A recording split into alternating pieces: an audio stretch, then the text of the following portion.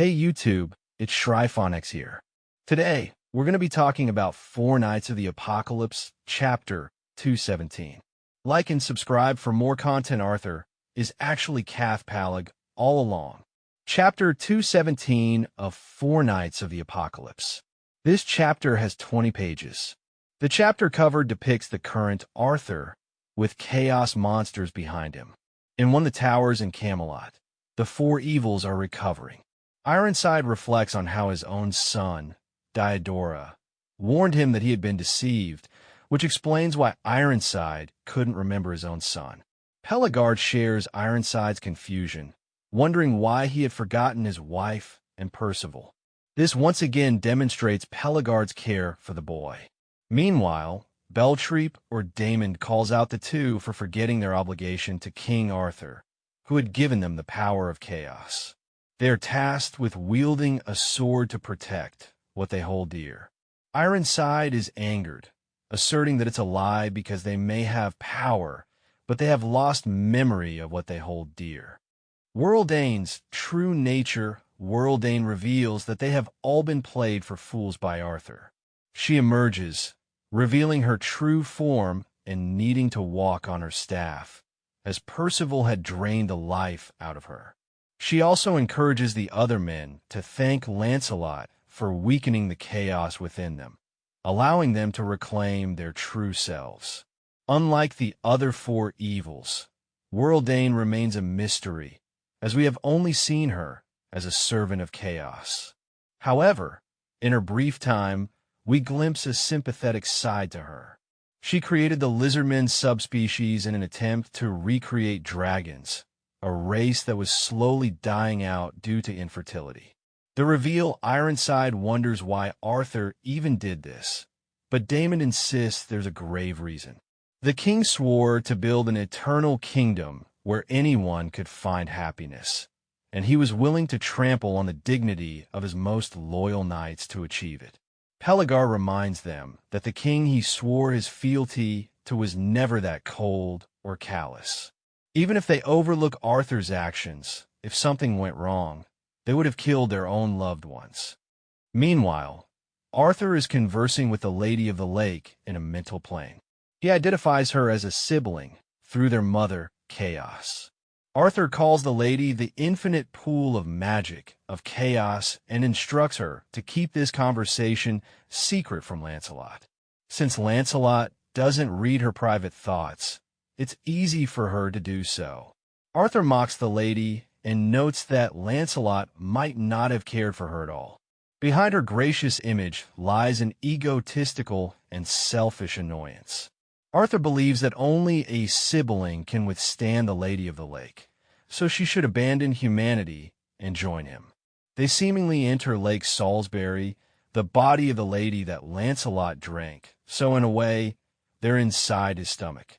The lady refuses to associate with her helpless brother, but fake Arthur pretends to be a changed man who wants to lead the humans created by their mother Chaos to the path of true happiness. Comparing himself to his sister, fake Arthur claims that the lady was only using her power for a mere human. However, the lady spots a contradiction. How would someone who acts as a king seeking his kingdom's eternal happiness treat his subjects as mere humans, mere toys to play with? With her power, the lady exposes the fake Arthur as none other than Cath Palleg, the purest embodiment of malice. Yes, the final boss of 7 deadly sins who ate Arthur's right arm. It's interesting to note that both Arthurs lack the right arm, so perhaps Cath lacks the ability to recreate it while Arthur can heal all wounds. A common regeneration mechanic is that wounds incurred before acquiring the ability to regenerate cannot be healed. The lady also clarifies that she did not grant anyone her powers, but that Lancelot forcefully took her magic, something Cath will never be capable of. Before making the fake Arthur drown, the lady warns him that he better have his fill of playing as a king. Fake Arthur seems to snap out of it as he vows to get revenge on the Lady of the Lake. The four evils overhear Arthur talking to himself. Arthur assumes the Knights of Chaos intend to return to the front lines, but instructs them to take their rest. Pelegard steps forward and questions if the man before them truly is King Arthur Pendragon. Cath nonchalantly responds, wondering if his identity is that crucial at this point in the game, and if they shared the same objective of constructing an eternal kingdom all along. Cath also mispronounces begins as Pagins, revealing his mental deterioration. He lists down the wishes of each of the four evils, dismissing them as insignificant and trivial. Pelegard, his wife; Ironside, his son Diodora; Damon, his daughter Isolde II; and Worldane, the lizardmen species created with ancient magic. Now, Cath fully transforms into his monstrous form, seemingly mutated with all those faces and tendrils displayed when a clone of Arthur fought Lancelot in Chapter 206, The Gloating Man. Cath reveals his ultimate objective, to make all humans reach the pinnacle of happiness and then destroy everything out of sheer self-satisfaction of witnessing everyone's faces turn to abject horror. The four evils are left stunned by this transformation, and Pelegard refuses to believe this is the being they served, so Cath regains control over them. Cath mocks Arthur for installing the cancer back in his own body, and it's a fitting analogy since Cath had gradually become a cancerous growth inside Arthur, taking over slowly until Merlin needed to extract the real Arthur. As a result, the real body was taken over by the cat monster, while a piece of Arthur was likely preserved, similar to how Merlin saved a piece of Iskander to create Gawain. Cath reveals that he does have Arthur's body, but Merlin was able to separate Arthur's will before he could fully consume him. This suggests that Cath has an unstable relationship with his empty vessel, as he is merely wearing a skin suit. Arthur and Merlin spent years in isolation to recover Arthur's weakened body, resulting in two physical Arthurs. However, the real one, his will, resides on a weaker vessel created by Merlin, similar to how she crafted Gawain. This explains the timing of the last chapter. The chapter concludes with Guinevere preparing for her wedding, unaware that she is about to unknowingly wed a cat monster. Cath Peleg, the revelation that the King Arthur the four knights of the Apocalypse fought was actually Cath Peleg, actually has basis in real myth. In the early 13th century, the Anglo-Norman poet André de Coutances criticized the French for their vindictive poems about King Arthur's death, which claimed that he was killed by a cat.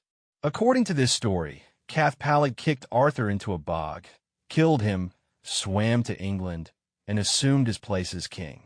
The theory of Cath Peleg being Arthur has been around for a long time, even since his introduction as the main villain.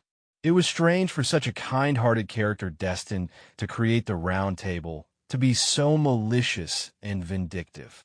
While some anticipated a more elaborate twist, this one was surprisingly simple and made perfect sense. Cath Peleg had been absorbed into Arthur's being, but he had already warned him of the contradiction between an eternal kingdom and a world that is not. The cat monster realized too late that this was the essence of chaos and paradox. Cath's warnings foreshadowed the contradiction. To build something eternal from the temporal, something must give. Cath's solution was an illusion world fueled by consuming the real world itself. The current Arthur, who is also Cath, recontextualizes many of his actions. Apart from the seemingly reckless and self-destructive campaign to absorb Britannia for the sake of building the utopian Camelot, there are notable examples of how different he is from Arthur.